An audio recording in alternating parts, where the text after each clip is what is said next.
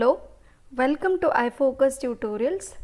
In the previous videos I had explained some of the Linux commands. So here again I am going to continue with the same topic and I will cover some more commands related to file and the directory management. Now I will start with this video with the copy operation. So the copy operation can be performed with the files as well as the directories. So we will start with the files option.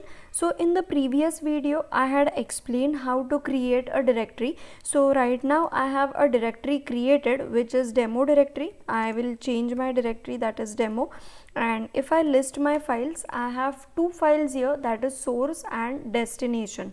Let's check what that file contains. So to display the data I have a cat command, and if I display source file, then there are some 3 lines written in this file.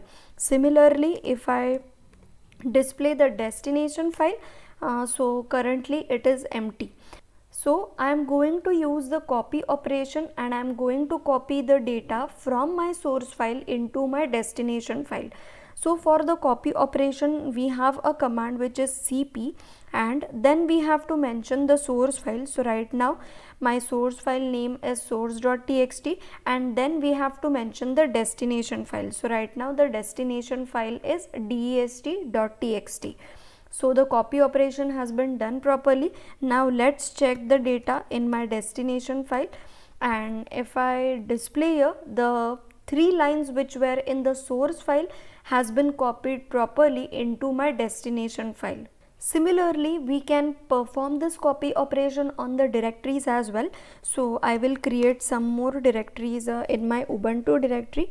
Let's say mkdir, and I'm creating a directory by the name as example. I am also creating one more directory, let's say by the name as demo1. So I have created 2 directories here. Now I will try to copy the demo directory which has 2 files, that is destination and source, and I am going to copy it into my example directory. So again the same command, that is cp. Then I have to mention my file name, that is a directory name, so it is demo, and then I have to give the path for the destination. So starting with the root directory, home, ubuntu and example. So it is displaying a message that omitting directory demo means the copy operation has not been performed on the demo directory. So for this we have to use a option which is -r. So this -r indicates that we have to copy the directory recursively.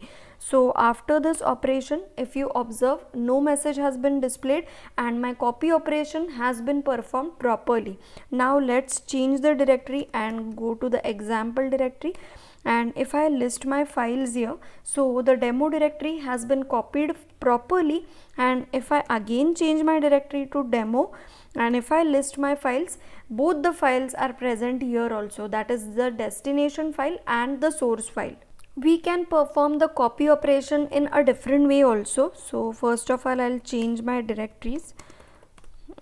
Okay, and I'll clear the screen, so clear all, and I'm going to change my directory to demo1 which I had created.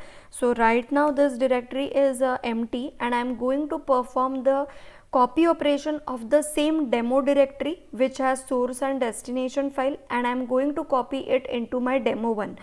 So here I have to mention the path for the source file. So if I say cp -r, I have to mention the path for the source file. So starting with the root, it is home, ubuntu, and then it is demo, and I can give a dot here. Dot indicates the current directory, means I am performing the copy operation from the source file which I have given a path and into my current directory.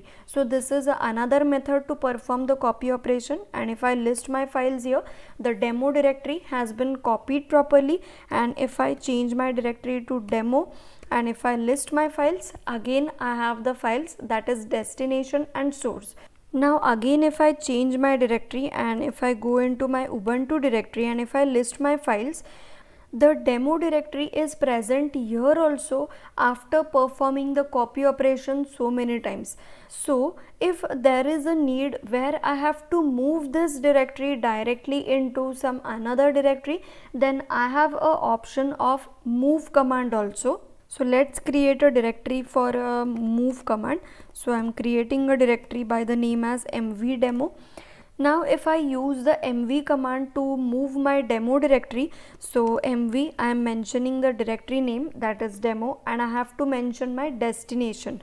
So again I will start with the root, home, Ubuntu, and it is mv demo.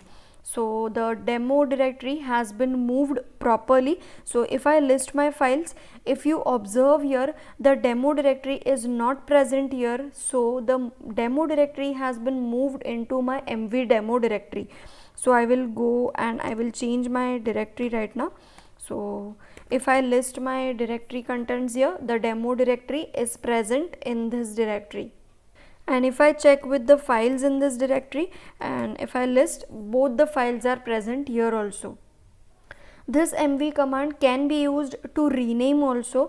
So if I apply this mv command on, let's say, dst.txt, and if I want to change my name to, let's say, destination.txt, so if I list my files, now the dst.txt, which was previously present in the same directory, has been changed, and the new name for this file is destination.txt.